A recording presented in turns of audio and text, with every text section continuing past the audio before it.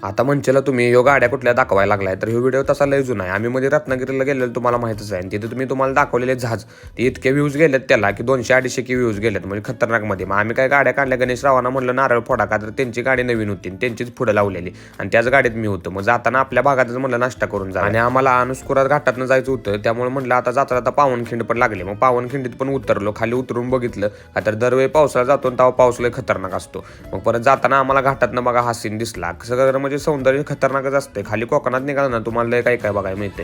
मग तिथनं आम्ही परत फायनली एका मंदिरापाशी पोहोचलो आणि ते मंदिर होतं कुणकेश्वर. ते महादेवाचं मोठं मंदिर आहे आणि देवस्थान आहे.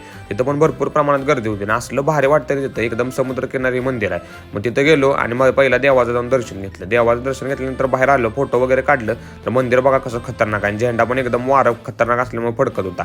तिथनंच येताना ह्या रूटवर बघा असं समुद्र वगैरे दिसतोय एकदम भारी आहे. आता म्हणलं पेट पूजा करायला लागते, सकाळनं फिरलोय आपण. मग गेलो पहिल्यांदा आम्ही आणि जेवायला एका हॉटेलमध्ये बसलो. भारी जेवण होतं तिथं. व्हिडिओ कसा वाटला सांगा, लाईक करा आणि जाताना भावाला फॉलो करा.